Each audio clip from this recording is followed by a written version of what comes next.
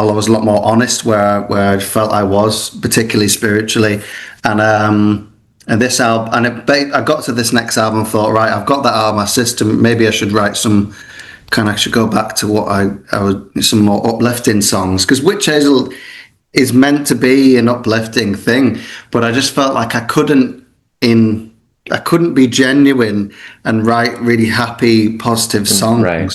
It just doesn't sit right. I can't be disingenuous and just try and write some song. I mean, sometimes it happens, but most of the time it flows out of some sort of abstract emotion.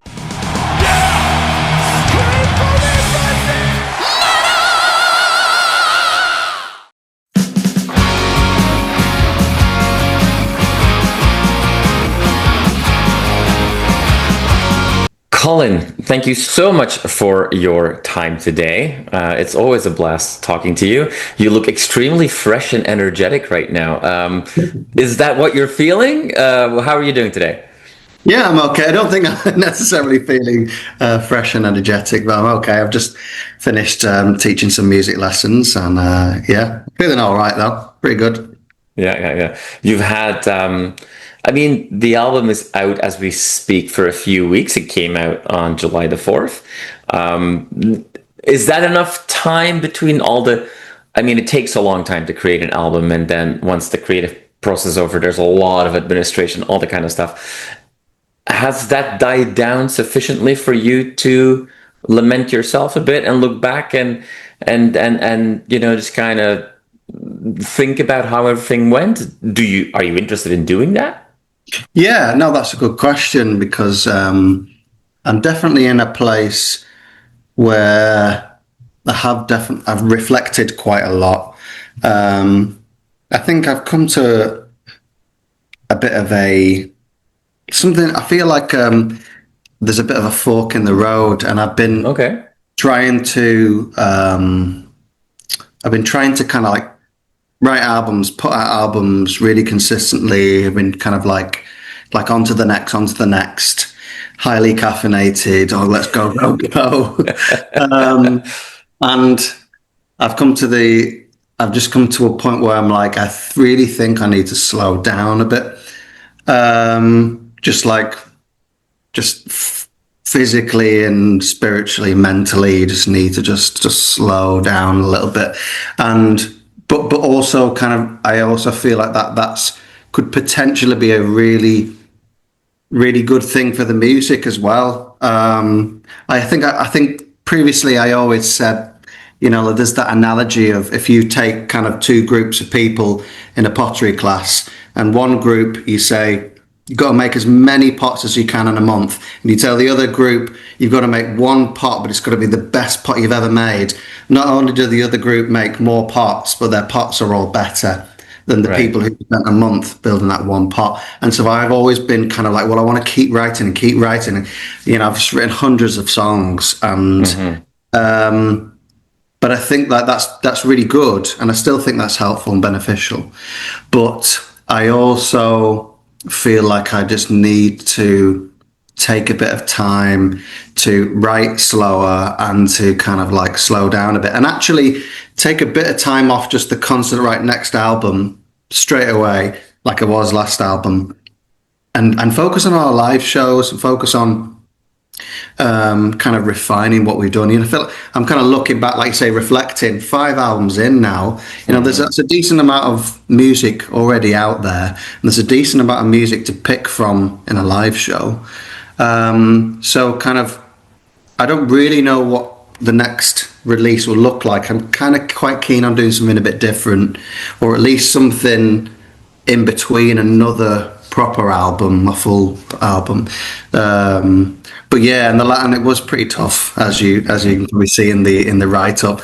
It was a pretty tough album to get out there. So, but I'm generally in a good place and a slightly more relaxed place, and generally quite happy that the album's just out in the open in the wild. I will fly through the hail.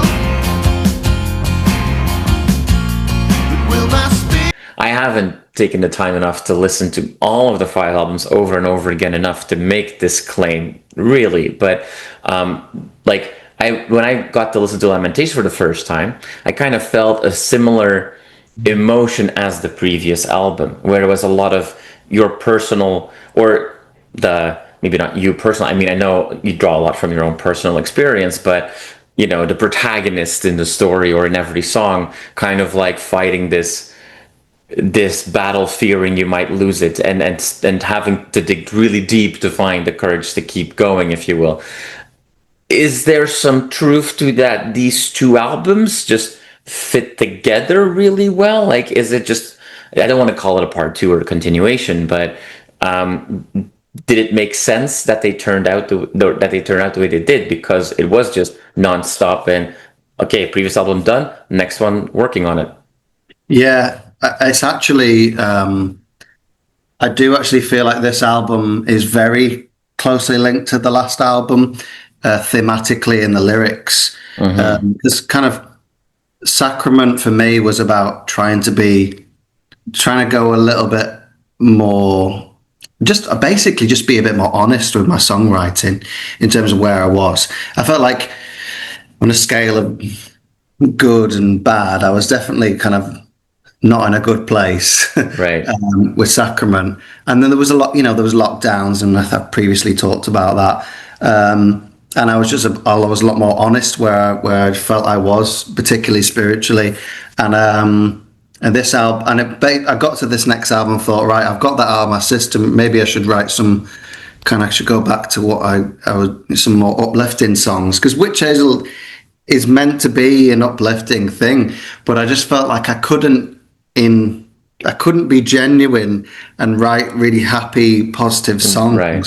It just doesn't sit right. I can't be disingenuous and just try and write some song. I mean, sometimes it happens, but most of the time it flows out of some sort of abstract emotion. To be honest, if I'm sitting down to write a song, I'm very often not going, right, I'm going to sit and write a song about X, Y, right. Z.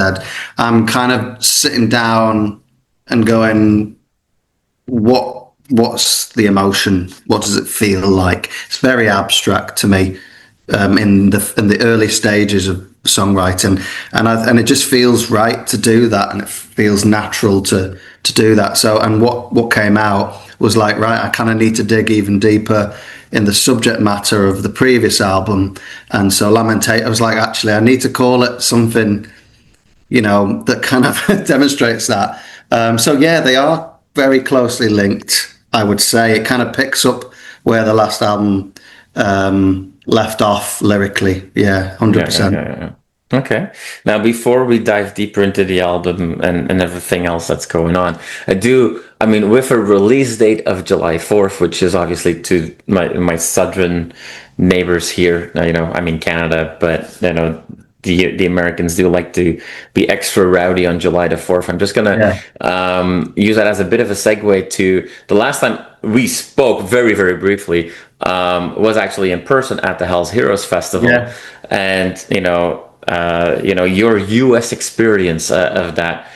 I remember at that festival, your set was one of the sets that everybody at the festival really wanted to see. It was very well received. I think more people than were probably safe were crammed into the venue at that point.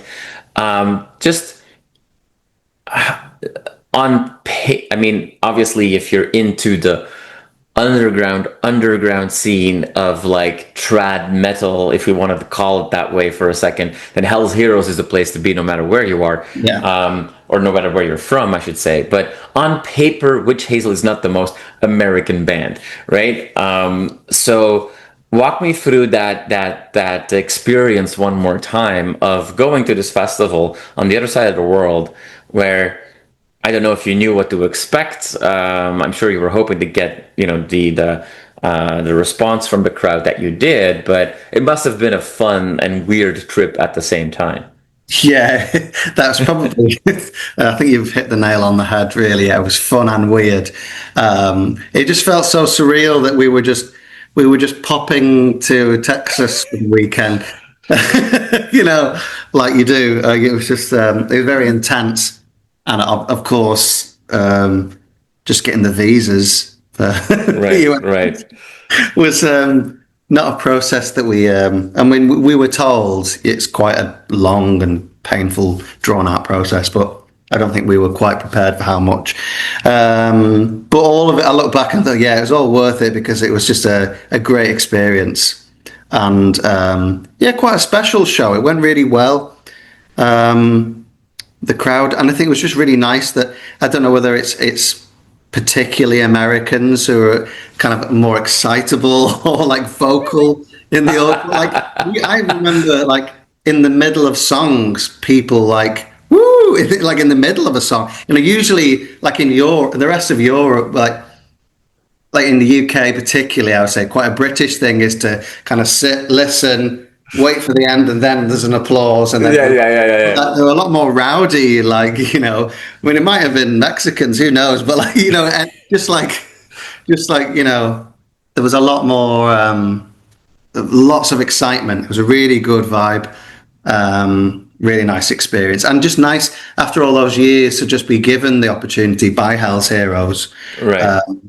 because we just weren't in a position to just say, right, let's blow loads of money doing a US tour, and it's just, and it's harder and harder as time goes on, as we all know, with budgets and things like that for bands. But yeah, it was just great. We were just offered it on a plate, like, you know, come to the US, and they were really really generous, and really, it was just great to be there. And obviously it was nice that we got a really nice welcome from the fans.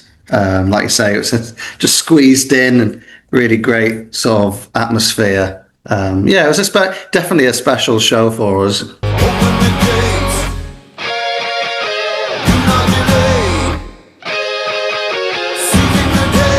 Yeah, I mean, and I remember that you, or at least your merge, tried to rebrand the festival to Heaven's Heroes, and I also obviously remember. I mean, I wasn't there, but I do remember footage of your solo acoustic stuff you've done at the church at Muscle Rock.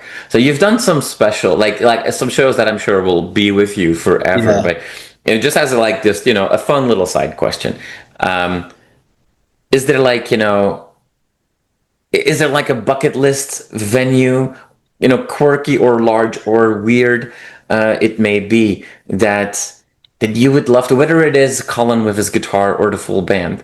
Like, is there one that would be like, oh, I'd love to do that one day? Yeah, it's difficult because if I draw from our experiences, it's kind of like, I think we enjoy the shows where the stage is quite big but not gigantic. Right. We kind of enjoy like academy shows. Like we quite like that size, like having quite a decent amount of people, particularly like a wide room and a wide stage, but not something. Some of those main stage on big festivals just feel like I'm like high over there, band member. It's just so Yeah. big. And I'm sure Yeah, those stages are bigger than most venues. Yeah. yeah, we've only done like, you know, like we've done a few of those, and we're getting used to it. So it's kind of like we really enjoy those sort of medium to large festivals and stages. But it's nice to have the fans as close as possible. There's a lot of barriers sometimes with a huge stage and a big photographer's pit, and it's like the first people are just so far away from you. I like to be right on the edge of the stage, and I want the audience to be fairly close. Yeah, it's kind of more of those shows, and I do think it's Hell's Heroes was definitely up there, and we've had similar experiences at places like Muscle Rock and where. Or Keep It True Festival, where people just like the underground, people just get what we're doing, and we listen to the same albums, and they're just happy that we're there, and we're happy that they're there, and they're engaged. You know, I'd rather have 1,000 like engaged underground heavy metal fans than 100,000 casual listeners going, "What's this?" Being a bit confused. It's nice to be received well, and so it's kind of that sort of thing. But at the same time, it would be a real bucket list situation for us to support someone like Iron Maiden, because I just know that if people love Iron Maiden, they must have some enjoyment of a band like Wytch Hazel. Like, surely. I just think, like, if you like all those classic Iron Maiden songs, right, I don't think you're going to go, "This is awful," when you listen to Wytch Hazel. I just feel like that would be a really good, experience. People going, "Oh, I didn't know you existed." I feel like that'd be a real bucket list for us. So yeah, that would be Maiden tour.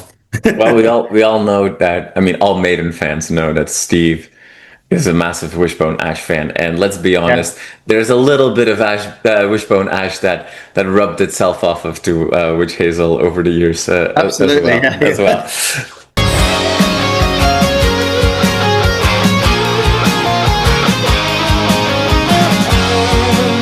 I think the people that look at us and go, "Oh, maybe it's a little bit Ren Fair, a bit cosplay," maybe just haven't seen footage of Jethro Tull in the 70s, or haven't seen Saxon in spandex, or haven't seen the Last in Line tour with Dio. They just haven't seen stage costumes, or just don't agree that bands should be doing that, and they're entitled to their opinion. But I just think they just don't get it. So that's kind of my thoughts on that. Is that if you look at Wytch Hazel and think it's silly, or I think we just don't get it, and maybe it's just not for you, and that's okay. Or you can listen to the music and just close your eyes. We're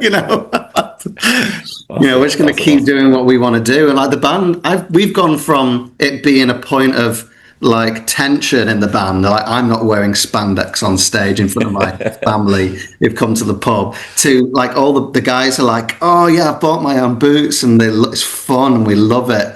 And it's it gets you in character. You're like, "Oh, I've got my stage outfit." It puts you in a different frame of mind. I think you can't ever see us not doing that.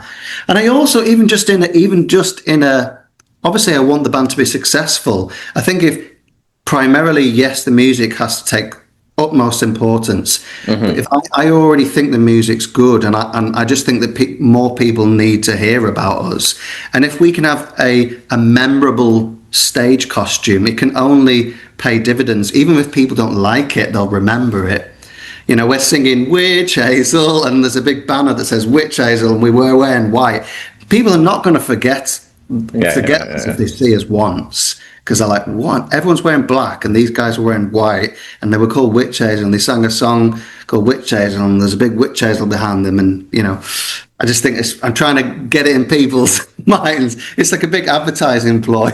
Yeah. So with all that you were saying now, and then also thinking of earlier, like, "Oh, I need to do a little bit of a break. I need to do something different, maybe first before another album out." So when are you going to announce the live DVD and double record? Yeah, I mean, there's so many ideas, really. Obviously, live album is an idea.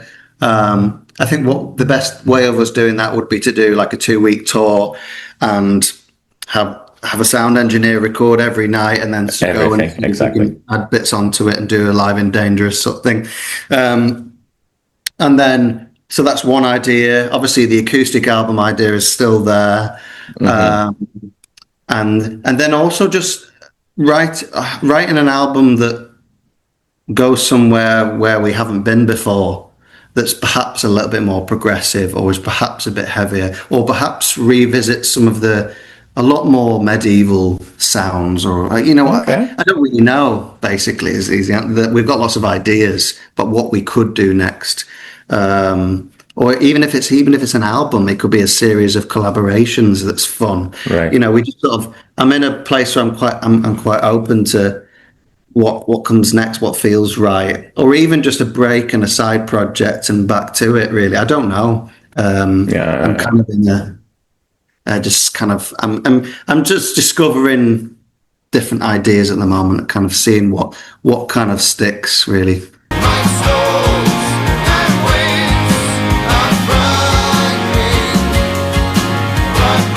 the album kicks off with I Lament, which is it's reflective, it's emotional, but it also has an arc, and it's almost like it does feel like out of the whole album the right song to kind of tee us up or to get into a character for the album, if you will. Was that always like a perfect chew-in, like, okay, you knew this was going to be the opener, or was it hard because it is such a emotional story or emotional song to hit us with that from the beginning? Like how was it a conversation, or did it take some time to figure out like what to do with this song particularly?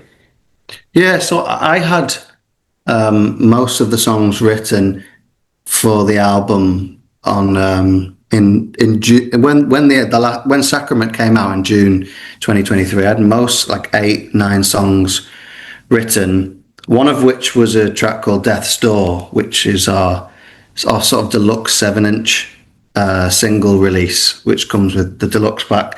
And Death's Door was meant to be the opening song for this album for years, actually. And then basically our producer just sort of said, like, I just don't see it working with the neck, like, because it's like, because you want to put Run the Race and Citadel as track 2 and track 3, I don't think Death's Door now works as track 1. And I was like, well, I think it does. And then for like months, it was like, I think it does, no, it doesn't, you know. And he was like, it's not going on the album. I was like, well, are you sure? It's like, yes. I was like, it's not good enough. It's too samey. This bit's boring. I was like, oh, he's just having. So he made me angry. Tell me how you really feel.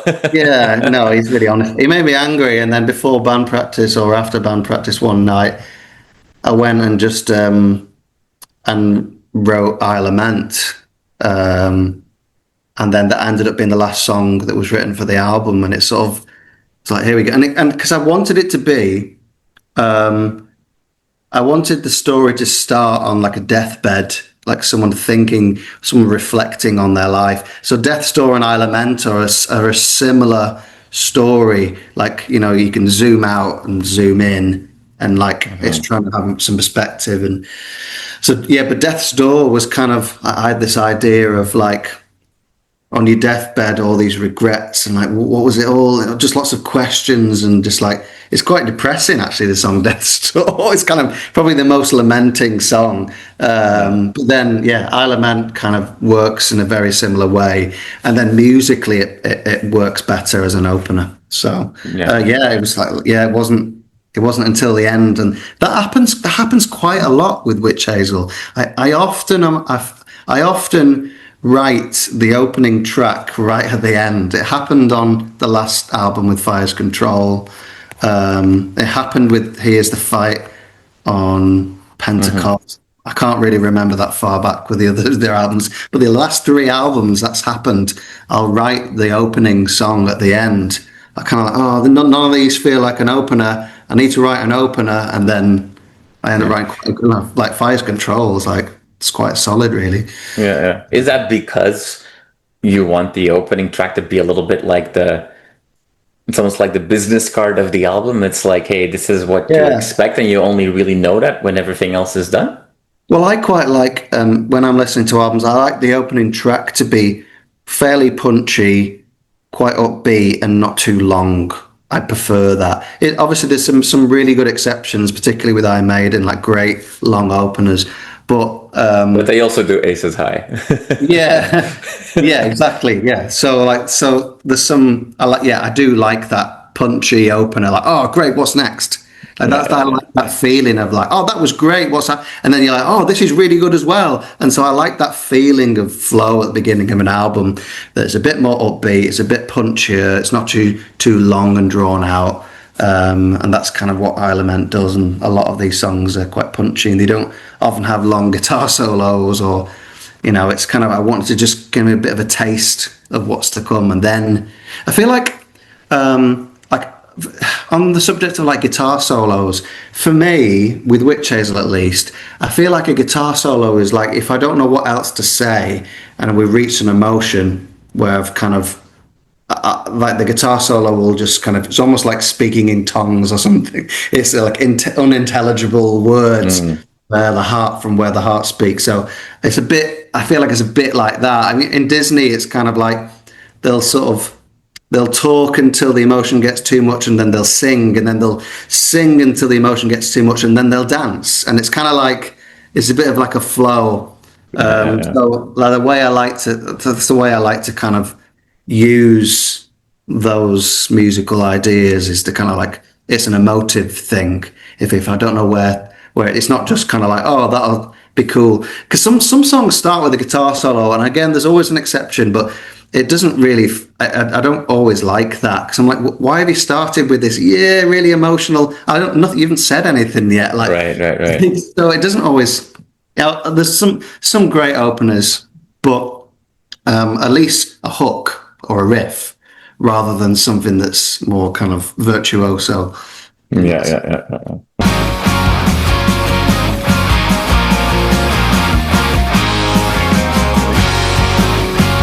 A lot has come our way in the last few years, because when there's not an album coming out, there's always a special collaboration single coming out at some point, or a holiday, whatever. Something is always happening with you guys, and that's exciting. And I'm sure a lot more will come out. I now have the idea imprinted of having a Disney style movie at one point with Wytch Hazel, which would be really cool as well. My other idea was like, well, why don't I write an album that's like a play? Because, like, there's like Night at the Opera, I think I quite like that as a creative starting point. Because I feel like, we might have a musical theatre album. I feel like it's gonna require a lot more people to get you to slow down, because we started with I need to slow down, and now you're talking about creating a musical. All these ideas, I can't help myself. Well, I'm happy to see that the creativity is definitely there and the energy is there, and even with some tougher moments to create these last two albums for yourself, that the band seems to be firing on more cylinders than ever before. Colin, I hope to see you on a stage again soon. It was a blast seeing you in Hell's Heroes. I hope I don't have to wait too long to see you again, whether that's on this side or on your side of the Atlantic. Congratulations again on this new album, and I wish you and the band all the best in this continued release cycle. Thanks very much. Appreciate it. Cheers.